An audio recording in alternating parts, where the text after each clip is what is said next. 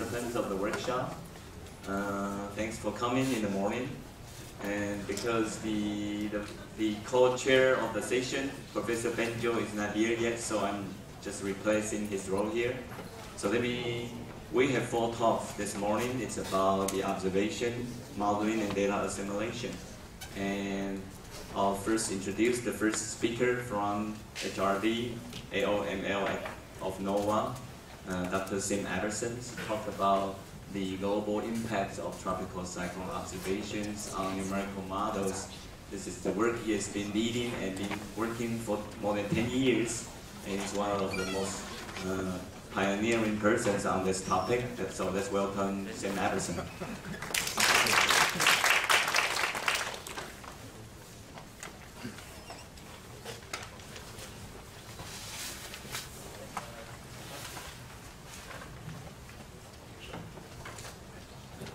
Thank you for inviting me to the conference. It's good to be back here in Taipei. I'm going to talk about some interesting results that I've been looking at using the 2008 TPARC and Atlantic data using the global model. So just as a background, I'm sure a lot of you are familiar with this. In 2008, there was, we already saw this figure, there was the TPARC program and DotStar and a number of other programs to gather a lot of data in the Western Pacific during the summer. And we also have an annual field program in the Atlantic where we have multiple aircraft go out and get observations, some of which, especially the drop-in-time data, gets into the models. And we've been doing surveillance with the G4 aircraft, high-altitude aircraft here, since 1997.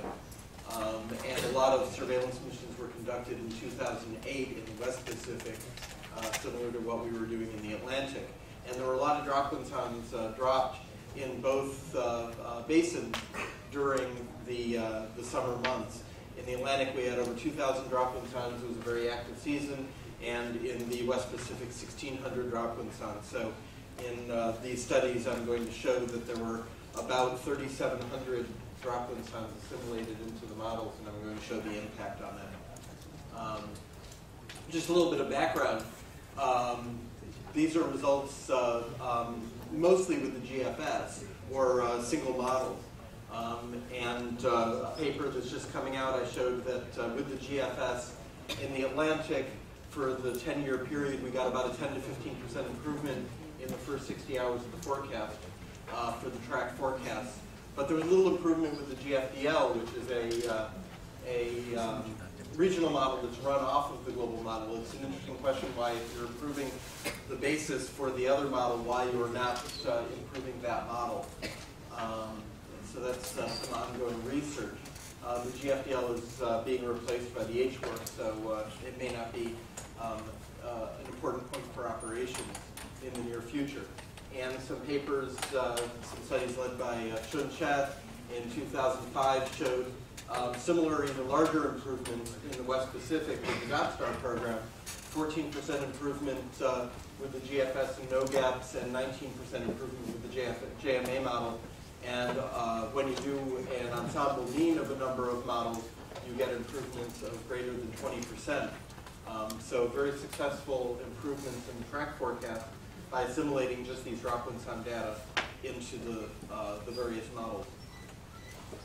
Now, one thing that all these studies have done is if we've flown, say, around Typhoon Sinlaku, it just looks at the impact on the track of Typhoon Sinlaku. But if there are other tropical cyclones or globally, those data are going to impact those forecasts as well.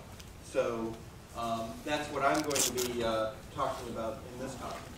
I'm using the GFS model since it's 2008. I was using the operational version of the model. It was T3, oops, I'm doing the same thing everybody else was. T382 with 64 levels. It has the GSI, the grid point statistical interpolation data assimilation, 3D VAR. It does not use a bogus vortex. It uses vortex relocation, so it picks up the vortex that was in the first guess. If it was in the right place, it doesn't do anything. If it wasn't in the right place, it picks it up and moves it to the right location. And the only difference between the two models I'm going to show are whether the dropwind sun data were assimilated or not. And then the only other difference is that I didn't run these models on the operational computer. The operational run, which is the all-drop run, was run on the operational computer. I reran without the dropwind sun on a similar computer, but it has different memory characteristics, different number of processors, and that can cause differences in the runs as well. And this is a timeline of the part of the season that I looked at, starting in August 27th, with the first flight into what was designated TCS-025. It didn't develop into a tropical cyclone. And then extending all the way to October 1st, October 2nd, with, I guess that was John Mee. So we had flights. We only had one small break of 2 days here in the beginning of September. The storms in red are the ones in the Atlantic that were sampled, and in black are the systems in the West Pacific that were sampled. And here we have a list of all the tropical cyclones globally that existed during this time. So there were systems in the Atlantic that did exist that we didn't sample. For example, Kyle and Laura. There were some storms in the East Pacific, Karina, Lowell, and Maria.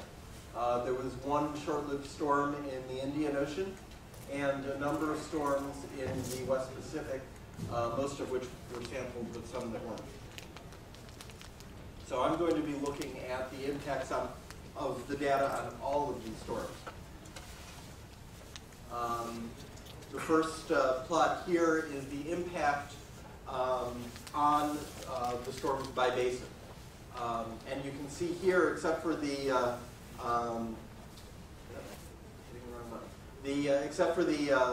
Indian Ocean basin, which had a very small number of cases, so the results are erratic here. And for the East Pacific, after 84 hours, a very small number of cases. But you can see that the results in the other basins are pretty much similar. That the black line here is all cases for the entire globe, and all the basins pretty much follow that. So we're improving the forecast in the basins and for the storms that we didn't sample about as much as the ones that we did sample. And up here you can see the number of cases by basin doing the color coding.